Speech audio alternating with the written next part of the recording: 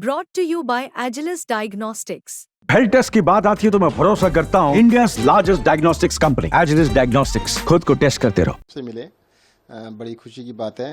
और देश के अंदर अभी भी न्याय है, संविधान है, तो उसको मानना पड़ेगा। अगर संविधान नहीं होता, न्याय नहीं होता, अदालतें नहीं होती, तो शायद जिस तरह की सरकार केंद्र में चल रही है वो तो फांसी पर लटका देती। एक्सपीरियंस कैसा रहा इतने दिनों जेल में रहने का? कटु अनुभव काफी रहे। आप बीच में एक बार बाहर आए भी तो मेडिकल से बाहर आए। देखिए, अनुभव तो जो है ना, ये पहले से पता था। अरविंद केजरीवाल के साथ जब स्टार्ट किया था ना, उन्होंने सबसे पहले कहा था, देखो इस देश की राजनीति को बदलने की हम लोग कोशिश कर रहे हैं, और जो भी इसको कोशिश करेगा तो उसको जेल तो जाना पड़ेगा ही। तो ये काफ़ी लगता था, पर कई बार ये भी लगता था कि यार ये सिर्फ हम बातें कर रहे हैं, ऐसा थोड़ा होता है। अब तो देश आज़ाद हो गया है, अब इतना वैमनस्य द्वेष इतना ज़्यादा नहीं होगा। पर पता नहीं था कि भी नेता लोग इतने मन में द्वेष भर के रखते हैं। देखो, देश के लिए सब भले करने के लिए आए हैं ना, सारे जितने भी लोग हैं, पार्टियां हैं, देश का अच्छा करना चाहती हैं। तो उसके अंदर तुम हमसे अच्छा काम कर लो भाई। अरविंद केजरीवाल अगर दिल्ली में अच्छा काम कर रहे हैं तो उनको रोकने की बजाय तुम उनसे अच्छा काम कर लो भाई। जो भी अरविंद केजरीवाल ने किया तुम कॉपी कर लो, पूरे देश में कर लो। कहते ना हम कुछ नहीं करेंगे, पर इसको करने भी नहीं देंगे। और सबसे बड़ा कारण क्या है कि भाई ये जेल जाने के बाद ये अनुभव हुआ कि भाई कई बार सोचा कि भाई मुझे जेल भेज दिया, अरविंद जी को जेल भेजा, मनीष जी को भेज दिया, संजय सिंह को भेजा, कितने तमाम हमारे नेताओं को जेल भेजा। भाई ऐसा क्या है आम आदमी पार्टी के अंदर कि आम आदमी पार्टी के लोगों को तोड़ना चाहते हैं, खत्म करना चाहते हैं। तो ये जो अनुभव है, जो सोचा वहां पे, तो ये निष्कर्ष ये निकला कि भाई इसका सिर्फ एक ही कारण है। इस देश में बहुत सारी पार्टियां बनी, पर वो इन जो सो कॉल्ड बहुत बड़ी बड़ी पार्टियां का कुछ बिगाड़ नहीं पाई।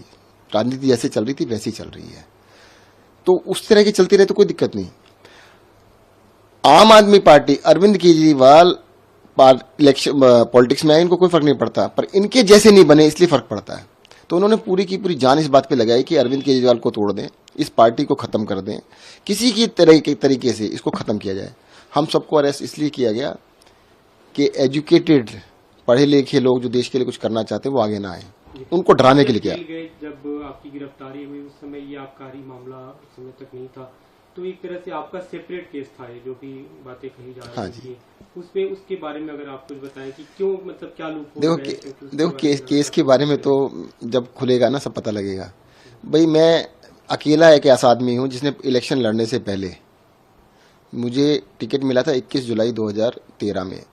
आम आदमी पार्टी ने 2013 में 21 जुलाई को टिकट दिया था, और 31 जुलाई 10 दिन के अंदर मैंने सारे अपने बिजनेस बंद कर दिए थे, सब कुछ छोड़ दिया था। मैंने कहा मैं दो चीज़ें नहीं कर सकता, पब्लिक सर्विस और अपना बिजनेस। इस देश के अंदर बहुत सारे एमएलए हैं, बहुत सारे एमपीज हैं, मंत्री हैं जो आज भी बिजनेस करते हैं। कोई पाबंदी नहीं है, मेरे ऊपर कोई पाबंदी नहीं थी। मैं कोई एमएलए मंत्री नहीं बन गया था कि मेरे को कोई कंपनी छोड़, सब कुछ छोड़ दिया था मैंने। मैं अपना आर्किटेक्ट था, प्रैक्टिस करता तो वो भी बंद कर दी थी। सब कुछ त्यागने के बाद एक्टिव पॉलिटिक्स में आए थे। लेकिन जो मनी लॉन्ड्रिंग के आरोप, मैं बता देता हूँ ना, वो जो लॉन्ड्रिंग के आरोप थे, ईडी को 7 साल हो गए ना इनमें इंक्वायरी करते हुए। 7 साल से अभी इंक्वायरी चल रही है, खत्म नहीं हुई है। 24 अगस्त 2017 को सीबीआई ने केस दर्ज किया, 7 दिन के अंदर ईडी ने दर्ज कर लिया 30 अगस्त को। 7 साल अब पूरे हो चुके हैं, 7 साल से ऊपर चले गए हैं, अभी तक इनकी इंक्वायरी नहीं कर पाए हैं। अगर तुमसे इंक्वायरी कंप्लीट नहीं हुई तो तुम कर के आ रहे हो भाई? कहते नहीं यार, अरेस्ट करना था, हमने अपना काम कर लिया। उनका असली मकसद था सत्येंद्र को अरेस्ट करना, सत्येंद्र को जेल के अंदर रखना, अरविंद केजरीवाल को अरेस्ट करना, उनको जेल में रखना, मनीष सिसोदिया को अरेस्ट करना, संजय सिंह को अरेस्ट करना। वो अपना काम किया उन्होंने।